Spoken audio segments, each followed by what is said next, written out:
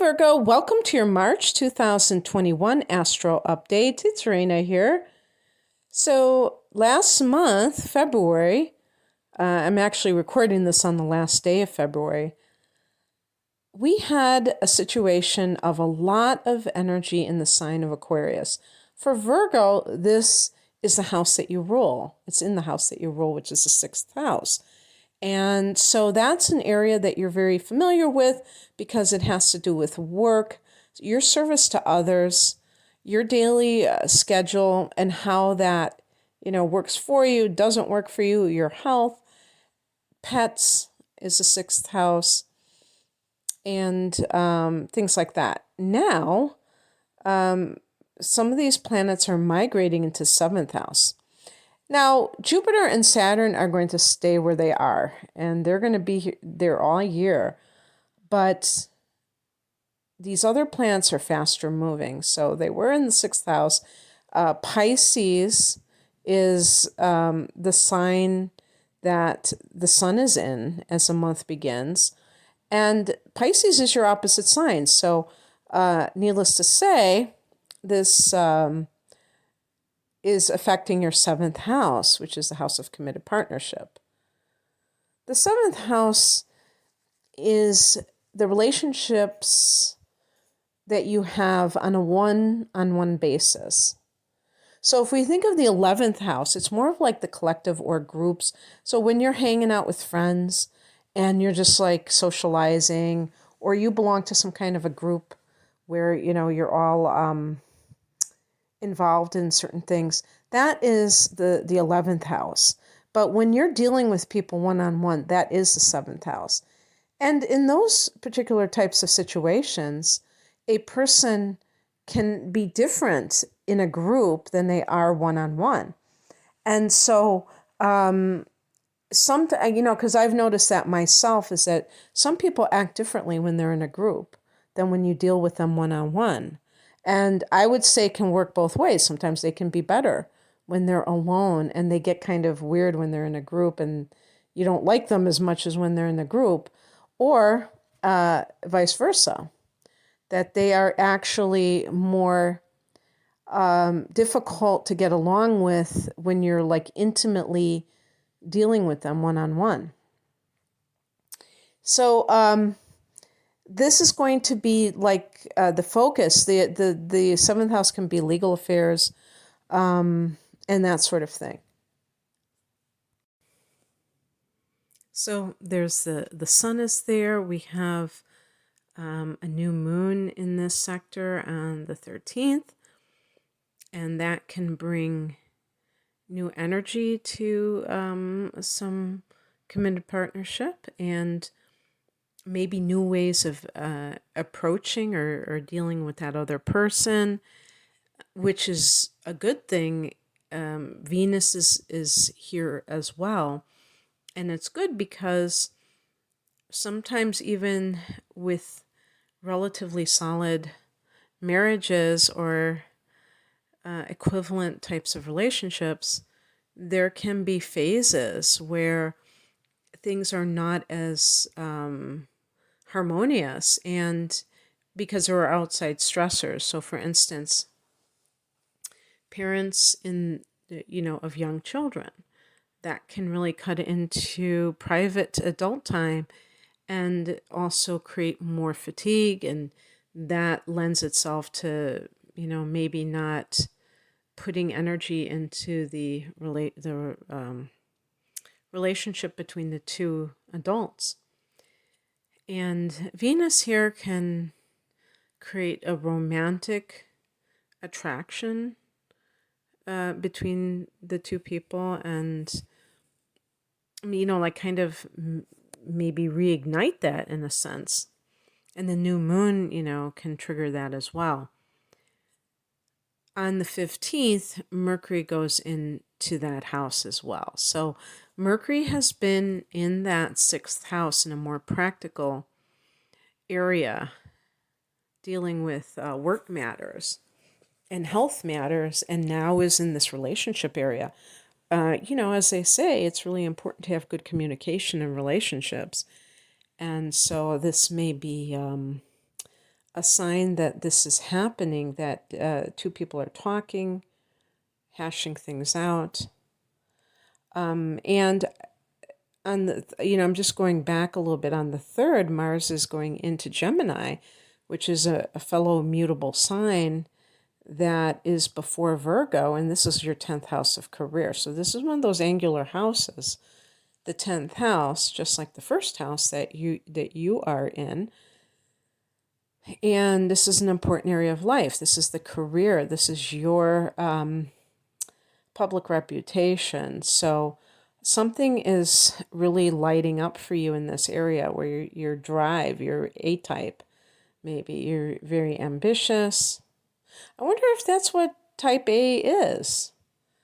Maybe that's what the A stands for. I never thought about that. So that kind of thing can, when you have Mars, it kind of like lights a fire under you. And, if you've been kind of just coasting and getting along, getting by, and then you just go into overdrive. And I just want to say that I think Virgo is a very industrious sign, but I don't know if Virgos are the classic type A type of people. Of course, there are going to be some, especially if you have inner planets in Leo, which a lot of you may have, like Mars in Leo. I'm talking about your natal Mars, and that can be a workaholic type of person. Virgos like to stay busy, like to do things that are productive, but I also feel that a lot of Virgos are content with living a simple life. I could be wrong about that, I just am thinking about myself having the moon in Virgo. And, I just think there's a love of simplicity and not really being in favor of ostentatious behaviors and a lifestyle like that, but being more down to earth and concerned about natural things like the environment and about diet, and maybe a lot of you are animal lovers because the 6th house that you rule deals with pets, but I would say in general animals, domesticated animals in particular, but these kinds of things. I always think of vegetarians when I think of Virgo. So this is something that is making you very ambitious, and sometimes with Mars in the 10th house, it can lead to getting into arguments or conflict with authority figures. That's the 10th house as well. So look out for that, and that could be because you are trying to accomplish something and maybe you feel thwarted, maybe you feel dissed by somebody who is trying to keep you down, tell you you don't have what it takes, and you're not having that. On the 20th, we have the astrological new year, Sun into Aries. So that is your 8th house. So we're going to start to see for you some of these transits go into the 8th house. When the sun goes into the 8th house, it is obscured because the 8th house is a water house, but it's also a very secretive, conspiracy theory type of place.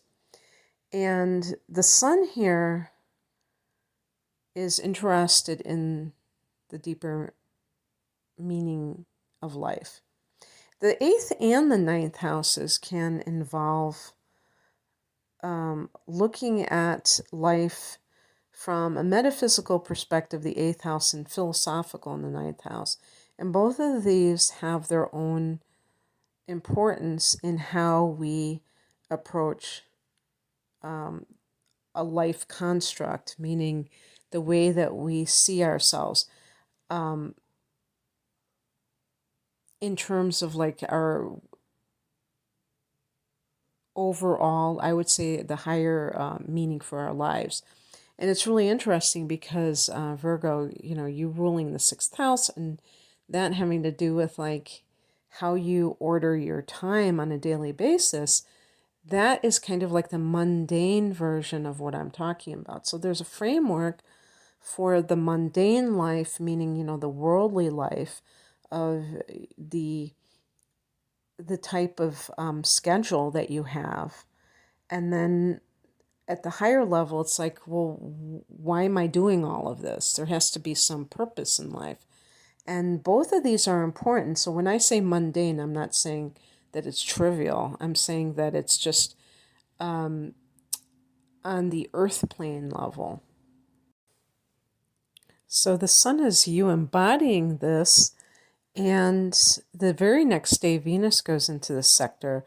And this could even, this could have like a totally different meaning, because Venus can bring money wherever she transits. And this is a money house, believe it or not. The eighth house can be shared resources. So this could be perhaps you receiving money from a gift, or just money that comes from something that you didn't directly do to earn it. And greater ease in this kind of area. So in some cases, there is money that is shared where there is this attention that needs to be placed. For instance, if people are dealing with a will. And so with seventh house emphasis, with the area of perhaps some kind of a legal matter, the eighth house Venus can be the result of that, which leads to receiving money from some kind of a legal matter. And that's why I say, with that new moon in the seventh house, being in the seventh house, that could be something that was the result of a legal matter. Well, actually, I don't think I said that, so I'm saying it now. Venus in the eighth house is really great for connecting with your partner on a very intimate level. Now, yes, intentional magical sex, and magical meaning that kind of union that is coming from a more spiritual place than just kind of a one-night stand type of thing.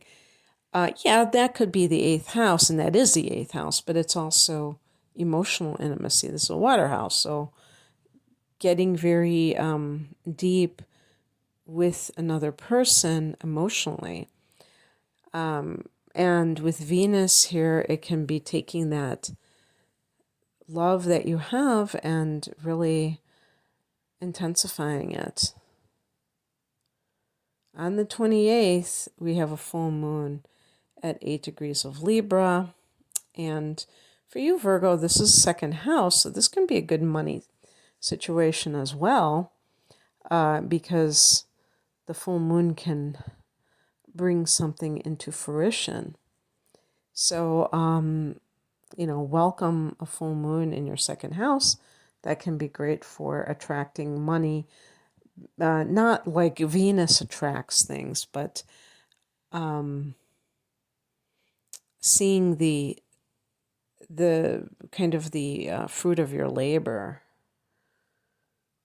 so to speak. And for some of you, this is actually falling in the first house of the self.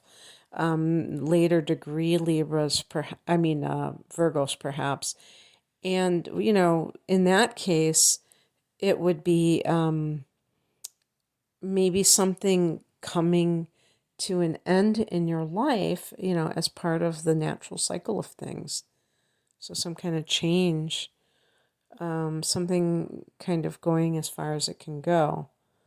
So that could end the month with a shift in how you see yourself. The first house can be the physical or the image. So letting go of an image that no longer serves what you're trying to convey or accomplish. Okay, Virgo. Well, sounds like it's an action-packed month for you, and I hope that you enjoyed this. If you would like a private reading, please click on the link below so that you can see what kind of readings I offer and gain more details about it. Take care. Bye.